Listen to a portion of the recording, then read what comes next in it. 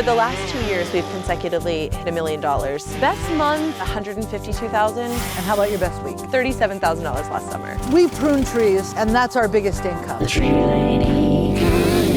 Finding the right people seems to be every business's biggest challenge. Lots of training and education. That's the secret. Best sales tip to close the deal? Don't bullshit.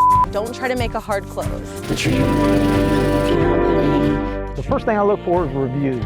It is so important if you're wanting to provide 5-star service that you know what you're talking about so you can truly deliver. My biggest surprise is the lack of regulations. We don't look to the industry to set our standards. We set our own standards and live up to them.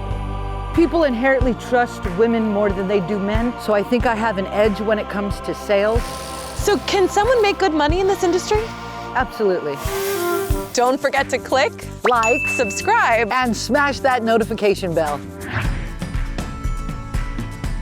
What we do every morning is we meet up and we discuss the job that we're going to be doing.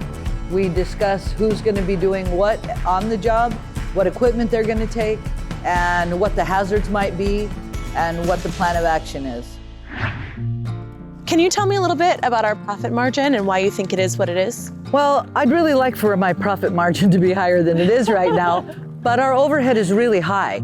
Our employees are paid better than industry standards. We supply everything to our employees where most companies do not. And we have employees that own houses, and I think that's more important than my profit margin. Yeah. My goal personally is to create sustainable careers in this industry, and part of that is by making sure that they are not wanting outside of this, that their needs are met and they're able to care for themselves and their families. And I really hope to one day become an ESOP so that they're able to become shareholders with our business and provide for them long-term and not just short-term. What are the trade secrets that you'd say as far as the actual work that we're doing? I truly believe the best method is through education and training. When I send my men out to do a job, I don't send them out ill-equipped.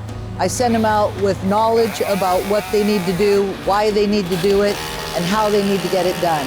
If they know what they're doing and they have pride in what they're doing, then they'll do it well. Safety is our biggest concern. So us educating our employees is our top priority. And also making sure that they understand that it is most important to do things right. So if it takes a little longer to do it the right way, that is the priority. Make sure that we're focusing on always living up to the promise that we put forth. What has been our best year? For the last 2 years, we've consecutively hit $1 million. Our usual projection is about 10% growth each year, which we actually did accomplish last year. It was like 1.15 or something that we hit. How about our best month? In the last 10 years, I'd say it was about $152,000. And how about your best week? $37,000 last summer. Nice. What are your projections of growth? I aim for about a 10% growth per year, and when I'm shooting for that goal, we usually go just above. And did you do any research to decide what to aim for? I've been basing our goals off of what I'm hoping to accomplish. One of the things that we've talked about is I'm really hoping that we can become an ESOP in the next 5 years, and we have to double our current revenue to become an ESOP. So what is an ESOP? It's an employee stock ownership plan where the individual employees actually own the shares, so they have stock in the business. It's sort of like a retirement plan where they're able to care for themselves long term with the shares that they own in the company. I've seen a lot of other businesses be very successful in becoming an ESOP and creating a secure future for their employees. To get to that next point, where do we begin? So it's honing our skills, teaching all of our team to do a little bit of everything that they're good at. We have the higher leadership, it's just the middle men that we're looking for, and we've worked to bring in more people that are capable of taking on that role and learning how to do it the best way they can. So that's where the ESOP thing will come in, because if everybody has a vested interest, you may get more motivated folks to step up. They're able to buy in, they have something to work toward, they have a reason to work toward it, and I think it would be incredibly beneficial for everybody, short-term and long-term, and for the company as a whole. Well, I hope you're really successful, because I need to retire. I know. Yeah. You see what's moving in the wind? On these two sides, those need to be shortened. And a little bit of thinning out over here, but not a lot. Best secret sales tip to close the deal? An educated client is a devoted client. People appreciate knowledge and being provided with sound advice. Don't bullshit.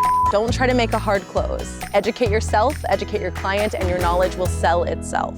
Kim is over here talking with Wes, who has been a client of ours for probably the last 20 years now. Why do you keep coming back to us? You're the most professional tree workers. And I say workers, but I should say professionals. The speed that you come and the communication, the whole works. The means of our communication is the jobber that we email to you. Do you think that that's a good line of communication? That's the part where you give the estimates. Yeah, that is real handy because we could go through and pick and choose if we don't want to do something at this moment, or later on we'll want to add this in, and that's worked out good, real good. Yeah, I like it too. Reviews are always very important to have. That is usually one of the first things clients are looking for, is a good reputation online. The best review you can get is a personal review.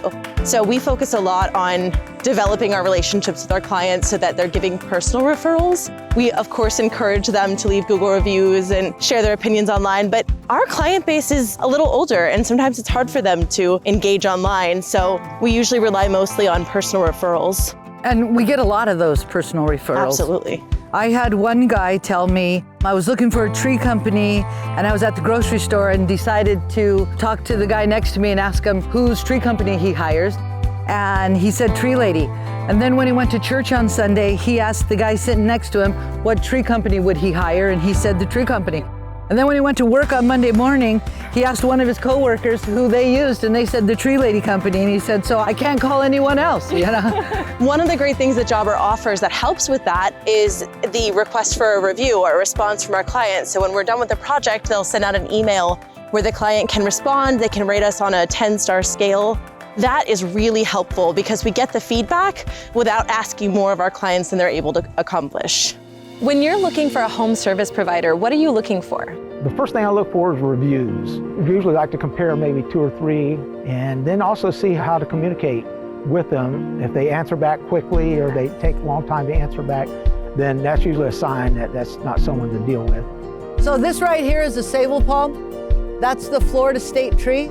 It's not on the invasive species list, but boy is it. One of the tips that we use to bring in new clients is to just be present in the community. We have recently joined our local Chamber of Commerce, and it lets us meet with clients and people in the community and create connections that may not be there. My best free marketing tip is to advertise in neighborhoods where you're already working. So reaching out to next door neighbors and saying, hey, we're gonna be working in this area next Thursday. Just wanted to give you a heads up in case you see the trucks. Leaving a business card so they've got a direct point of contact in case they have any questions or concerns day of. And then when they're ready to have their trees taken care of, they can give you a call. We also use Nextdoor. It's a website that lets you interact directly with different neighborhoods. We'll oftentimes put out a notification on Nextdoor letting people know that we'll be there, and they can reach out to us either via Nextdoor or through our website to relay any questions or requests for work. I think the one that we haven't mentioned yet is creating lifelong relationships with our clients by setting them up for a pruning plan that protects their investment and keeps the trees healthy long term. We always have work to go back to every 3 to 5 years instead of creating something that's designed to fail.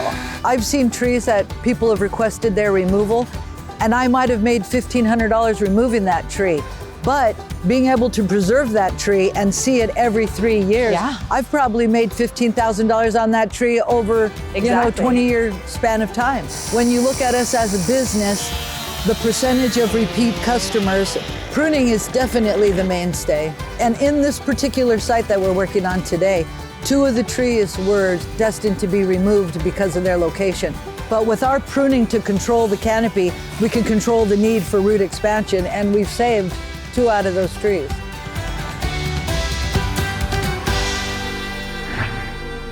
The tree industry, because it's a high-risk job, attracts really high-risk people. Yes. And you've done a good job weeding those high-risk people out. Yes. Once I have the applicants in the door, I have an extensive interview sheet now where I ask every single person the exact same questions, and it really makes such a difference because you learn who actually is motivated to learn and grow and be part of a team. And it is incredibly helpful to create the same standard for every person that walks in the door. It's made a huge difference. We're always looking to hire based on people and personality, not skill set. Really, we're looking for someone who has a good attitude, who wants to learn, above everything else. I'd like everybody to want my job, so I don't have to do it anymore. Now, you're gonna see that the wife has suggested that this branch come all the way off, but the husband agrees that it doesn't need to come off. So you gotta know your customer and try to explain the best you can if you're questioned. We prune trees, and that's our biggest income. And the secret there is making sure that we teach our employees what every tree is, how it grows, what its natural architecture is, and what it needs to be healthy. Training in-house, training outside, training on the job site. It's a constant occurrence. The way that we're able to care for trees best is by caring for the people who work in them. And by caring about people first, we're able to teach them and help them grow to provide the best care for trees. A lot of people come in, they expect to make quick money. They're willing to work hard, they don't mind the physical labor, but they don't have an upward path. A lot of companies don't focus on education, they don't focus on learning how to do things the right way. They focus on the day in and day out, just go out, get it done. And that's what we're trying to shift in the industry, is creating sustainable careers within the tree care industry. Eduardo, nice to have you back. Eduardo was in Bolivia last week, taking care of some medical issues. Today, Eduardo, although he is going to be working with us, he's not to lift anything heavy. So everybody look out for Eduardo. What do you believe is our biggest challenge? Finding the right people seems to be every business's biggest challenge. You look to the industry to tell you what the standard of employee is. And what I have found for us is that we have great success when we determine what our standards are, set them, and then live up to them. We don't make decisions out of desperation, we make good decisions. And it's hard when you've got a big job that's on the board and you're needing just bodies out there to get the work done. Inherently, I trust everybody until they prove me wrong. So that was my challenge with hiring people.